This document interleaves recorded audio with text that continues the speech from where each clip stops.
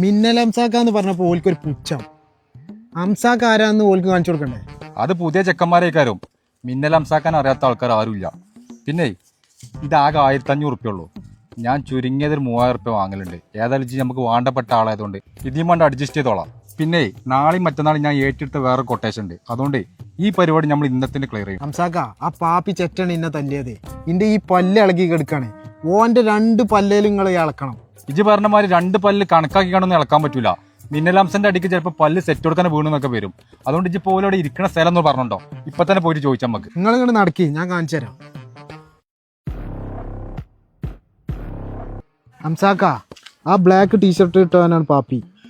എടാ, ഇതാ കുർബാനി പൈസയിലാണല്ലോ മറ്റത്. ഇവര് കുർബാനിയിലെ ഗുണ്ടാളാണ്. ഇവരെ തല്ലാന ചിന്ന കൊടുക്കുന്നുണ്ട്. നമുക്ക് 2 ദിവസം കഴിഞ്ഞിട്ട് വന്നാ പോരെ? അല്ല അംസാക്ക, ഇപ്പൊ തന്നെ തല്ലണം. വേണോ? ആണേ. തൽക്കാലം ഒന്ന് വരട്ടി വിടാ. അടി 2 ദിവസം കഴിഞ്ഞിട്ട്. എന്താ കൂടെ കാര്യം? പൈസയിൽ എന്നോട് വർത്താനല്ല, എനിക്ക് പറയാനുള്ളത് പാപ്പിനോടാണ്. ഇജി തച്ചിട്ടിന്റെ ചെക്കന്റെ പല്ല് ഇളകിക്കണു. ഇജെന്താ വിചാരിച്ചിട്ടുണ്ട്? അടിച്ചെന്റെ മൂന്ന ഞാൻ പൊളിച്ചു. മര്യാദക്ക് നിന്നില്ലെങ്കിൽ ഇഞ്ഞും അടിച്ചു. അത് അനക്കും കിട്ടും. അംസാക്ക അടിച്ചു പൊളിച്ചു എന്റെ മൂന്താ. എന്നാ പിന്നെ ഒരു തീരുമാനം ഉണ്ടായിട്ട് പോയാൽ മതി. എന്തായാലും സമയം കളയണ്ട, ഇപ്പൊ തന്നെ തീരുമാനാക്കാം. പൈസ ഇപ്പൊ തന്നെ തീരുമാനാക്കണ്ട.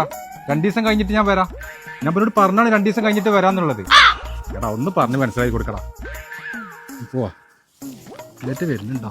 നിങ്ങൾക്കൊക്കെ ആരാ മിന്നൽ അംസാന്ന് പേരിട്ട്? നിങ്ങൾക്കൊക്കെ വേറെ പണിക്കായി കൂടെ ചങ്ങായി. ഇജ് തന്ന 1500 എന്നാ. ഈ ഒരു 500 ഇജ് വെച്ചോ. എന്റെ ഇളകിയ പല്ലിച്ച് സൂപ്പർ ഗോൾട്ട് ഒട്ടിച്ചാളാ. ഇമാതിരി കൊട്ടേഷനായിട്ട് എന്റെ അടുത്ത് വരരുതിട്ടോ. ഓലൊക്കെ വലിയ ടീമാണടാ. തടി കിട്ടിയത് തന്നെ ഭാഗ്യം.